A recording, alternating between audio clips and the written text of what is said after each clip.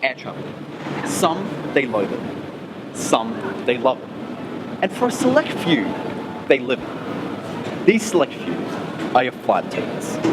The ones that feed you and care for you while you're flying at 30,000 feet above the Pacific Ocean. Their lives are filled with traveling the world for free. But is it worth it? Is dealing with screaming babies and unruly passengers worth it? Is it worth the stress and strain of struggling to hold down a relationship and being away from home? Is it worth the stress that comes with the responsibility of having upwards of 800 lives in your hand? I'm William Ford, and welcome aboard Flight Attendants, an emotional journey. Flight attendants have endured some of the toughest training of any career. Approximately 1 out of 3 attendants do not make it beyond training as they do not reach the academic or physical standards. Since the tragic events of September 11, the role of the flight attendant has grown exponentially, with training including self-defense and extreme emergency simulations now required. Despite the hours we might spend on a plane, after our next holiday with our family and friends, we know so little about the true Globetrotters, their hosts and hostesses. To give us more of an insight into the life and responsibilities of an air host, who better to talk to than a former air hostess herself?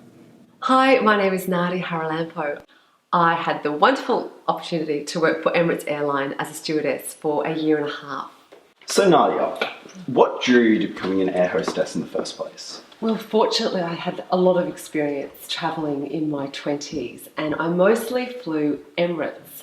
I was so impressed by the quality of the airline, by the beauty of the women, and just the glamour of the profession. Was there anything that surprised you about joining the job that you did not expect? So much, Will. The focus on safety and security.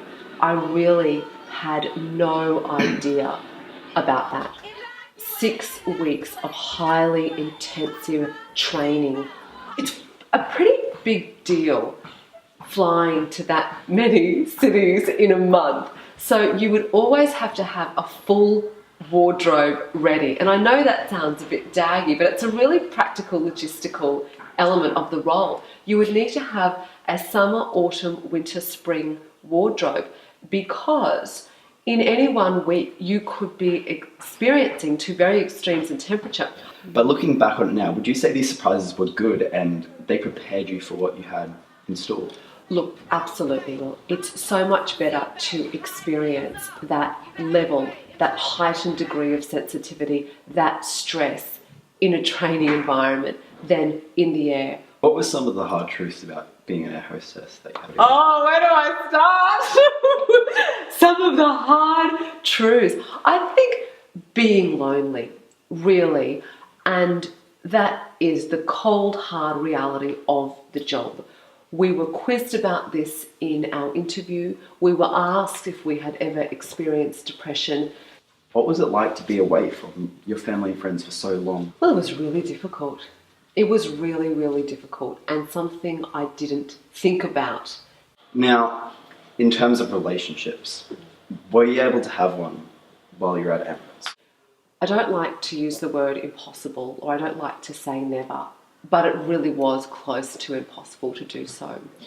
What is your life beyond now? I work with a lot of international students, and in nearly all instances, I certainly don't mean to sound conceited, but I have been to their city. I can really relate with people now from all parts of the world. I understand. Going on what you've just said, what advice would you give a prospective flight attendant? Keep your mental health in check. Now, would you say that you were happy during your time at Emirates? Oh, completely euphoric at times, and then very, very sad at other times. With flying becoming more and more popular due to the world's population increasing, there is a need for more flight attendants in the industry. But for many hopefuls, they have no idea of the stress and strain of the job that lies before them. Little do they know that they are entering on a journey. The journey that is flight attendants, an emotional journey.